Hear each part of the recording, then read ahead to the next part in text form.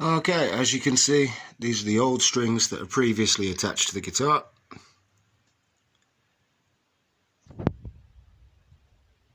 There we go.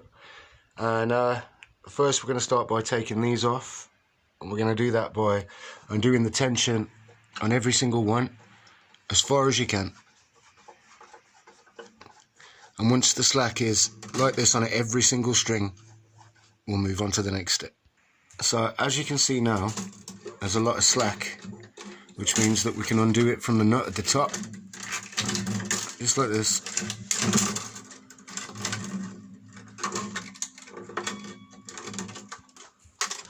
And then come down to the bottom, and the pin will come out right at the very end. I'll show you that step.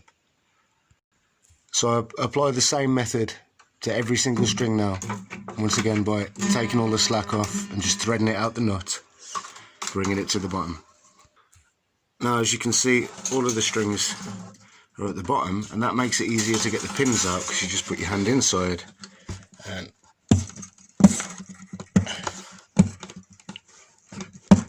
that's it, just pop.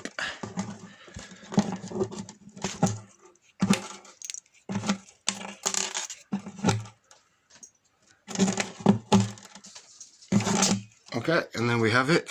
This is the perfect time to clean the guitar if you want to. Always use just a towel or a bit of cloth, but never use wood polish because your guitar will be ruined for life. Apologising about the camera angle, but I'm trying to do all this one-handed, which is pretty difficult.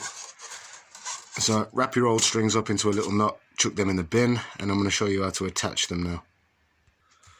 So you should choose your strings, whichever are your preference. These are mine. I prefer them in the individual packets. It makes it a lot easier to know which one you're putting on without having to look at what millimetre the string is. Also, these just work best for me when I'm busking. I find that Martins have got longevity, better than the phosphorus bronze when you're outside all the time. So I'm going to start with the Big E, and I'm going to show you how to do this now. As you put the bottom of the string in, you should always make sure it's in that position so it doesn't drag against the pin once it's in there. After placing the pin on top, you need to just pull to make sure there's no slack tension in there, and then make sure it's lined up with the groove in the bridge perfectly, otherwise it'll shred away bits of plastic and you don't need that. Obviously take it to the end and thread it through the loop. Okay, and then you always thread the string away from the guitar. That's the easiest way to remember it. I like to have my string ends tight, and always clip them off at the end. I'll show you a little trick for doing that easier. But I'd say you need about an inch or 3/4 inch of slack, just this, and that should be perfect for every single string all the way through. So we're going to tighten now. It's always important that you feed the string over and not under, otherwise it will just come apart at the end. And there's the first one attached now. You can see that didn't really take me long at all. It'll be out of tune for a bit, so you have to break it in at the end. So let's flash forward to that moment.